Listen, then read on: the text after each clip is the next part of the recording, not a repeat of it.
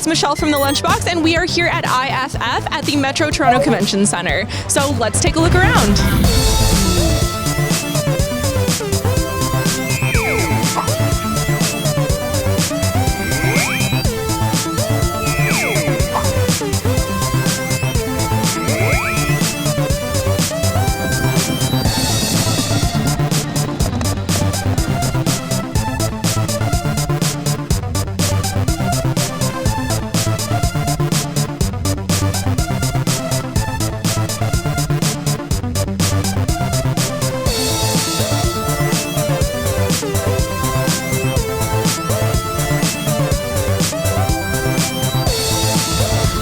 Bernadette.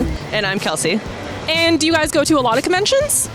I come sometimes. It's been picking up for me, though. This is kind of the first one after a long hiatus. I used to go to Anime North and Fan Expo a lot. And what are you thinking about this one so far?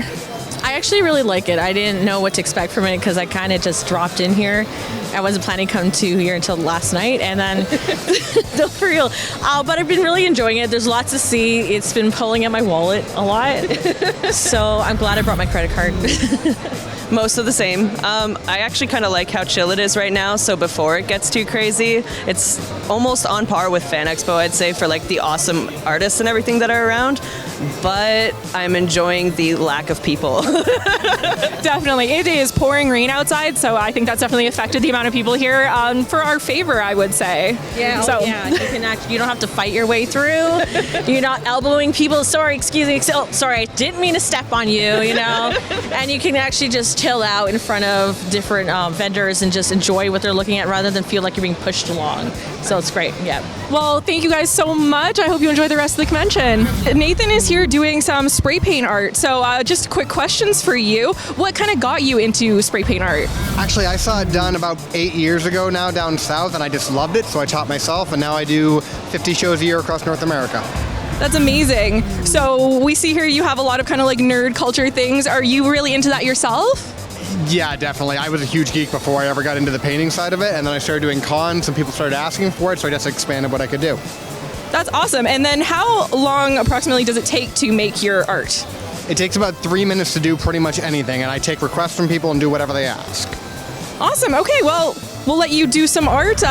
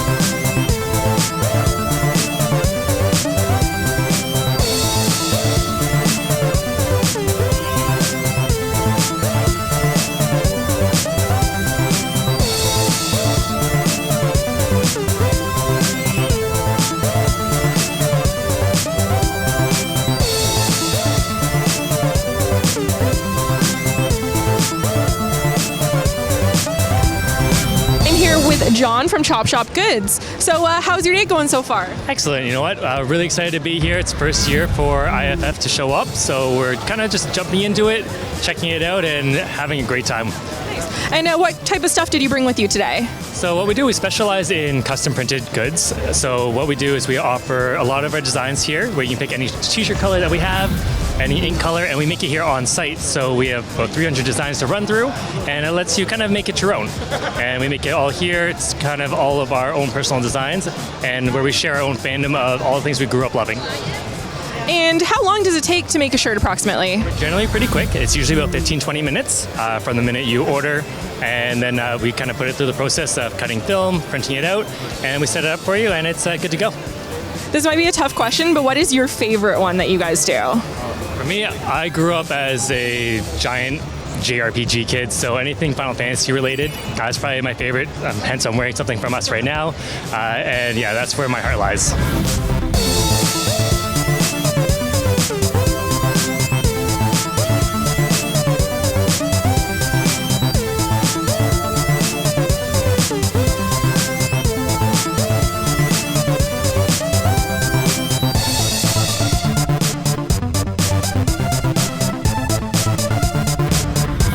Joined with Megan here, who makes some beautiful, colorful art. So, Megan, how long have you been doing art?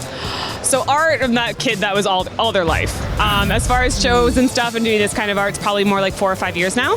So it's kind of like slowly reaching that stage of it feels comfortable. But yeah, I've probably been drawing with pencil crayon for 7 years. And then before that, it was always just the kid who loved art class the most.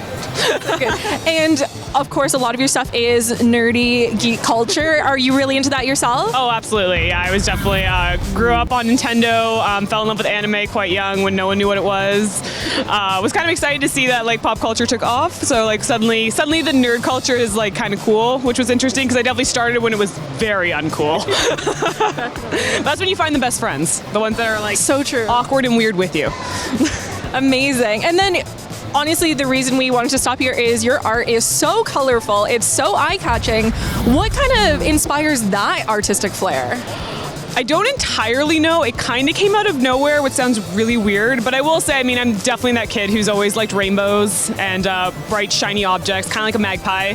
So I feel like that just slowly came out in my artwork, and then it kind of goes hand in hand. Like I have a lot of Ghibli art and stuff, and it's just such a vibrant, colorful style of animation that I feel like it kind of just influenced itself. And where can we find you online? Pretty much on every social media. I am an Insomniac stream on YouTube, Instagram. I also live stream all of my artwork on Twitch. So I am that name pretty much everywhere. Luckily, it's weird enough that no one has it, so. Perfect. Okay, we'll definitely check her out online. Well, thank you so much for chatting with us, and we hope you enjoy the rest of the con. Absolutely, you too. All right, so we're Anime Shogatsu. We celebrate anime and Japanese culture, and we try to ring in the new year celebrating all of the things we love. So anime, Japanese culture, cosplay. Oh yeah, so we're at the Japanese Canadian Cultural Center. It's always mid-January, and yeah, we're just Anime Shogatsu. That's all our tag on all social media, Facebook, Instagram. We have a website.